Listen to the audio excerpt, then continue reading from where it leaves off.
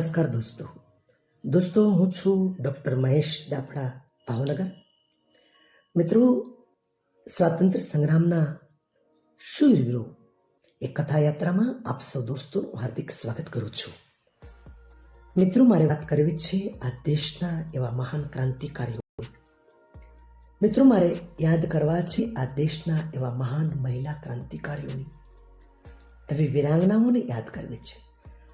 આ દેશના એવા શ્રેષ્ઠોને આપણે યાદ કરવા છે કે જેમણે મા ભારતીની આઝાદી માટે પોતાનું સમગ્ર જીવન સમર્પિત કર્યું હોય, પોતાના પ્રાણની આહુતિ ધરી દીધી હોય.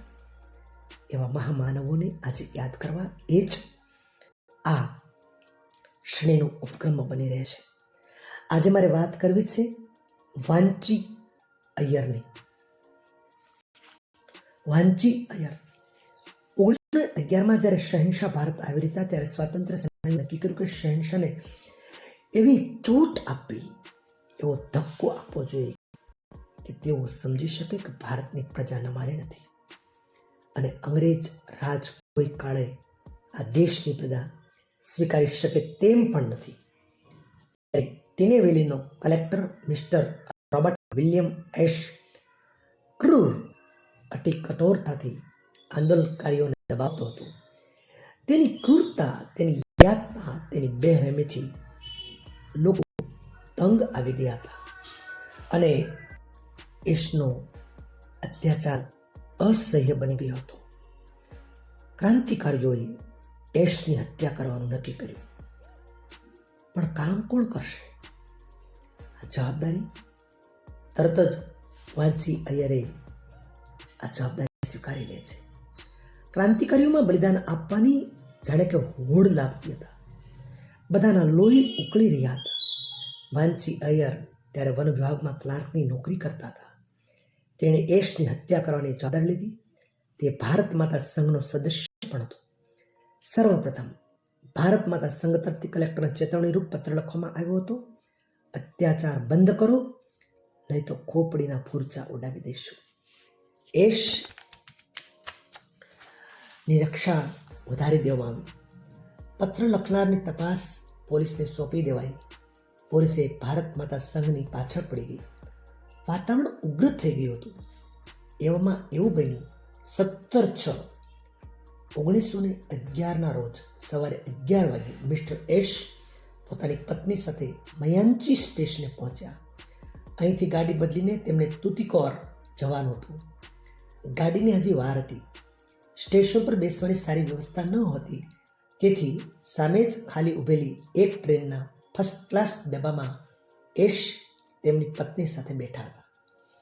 પટ્ટાવાળાએ સામાન મૂક્યો ત્યારે ફર્સ્ટ ક્લાસમાં મોટાભાગે ગોરા લોકો જ યાત્રા કરતા.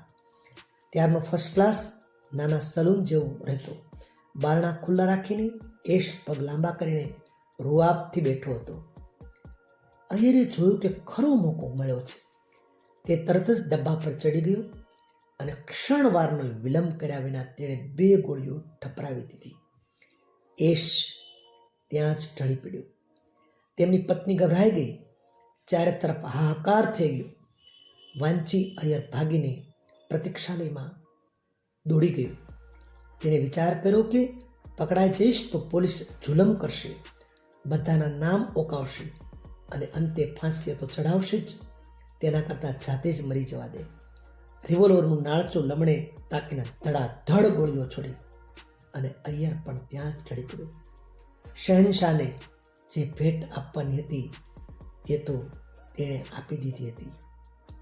હવે પોતાનું જીવન માં ભૌમ માટે લેખે ગયું છે તેવું વિચારી પોતે પણ પોતાની જ રિવોલ્વરથી આત્મહત્યાને વહોરી લે છે, જેથી બીજા ક્રાંતિકારીઓ પોતાના કાર્યની અંદર સતત બની રહે. મિત્રો, જે કામ સોંપવામાં આવ્યું એશની હત્યા, એ એશની હત્યા આ મહાન ક્રાંતિકારી વાંચી અય્યર એ પોતે પૂરી જવાબદારી સાથે એની હત્યાને પાર પાડે છે. અંગ્રેજની અંદર આ દેશના ક્રાંતિકારીઓએ ખૂબ મોટી તાકાતથી અંગ્રેજોની અંદર ગભરાટ ફેલાવી દીધો હતો. દોસ્તો, આ હતો જનૂન, આ હતો જુસ્સો, દેશની આઝાદી માટેનો આ હતો એક જબરદસ્ત ઉર્જા સ્ત્રોત.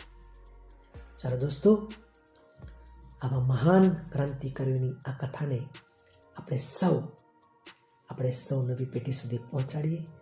મને લાગે છે તો જ આપણે સાચા અર્થમાં મા ભારતીનું થોડું ઘણું પણ ઋણ અદા કર્યું લેખાશે. ભારત માતા કી જય. વંદે માતરમ.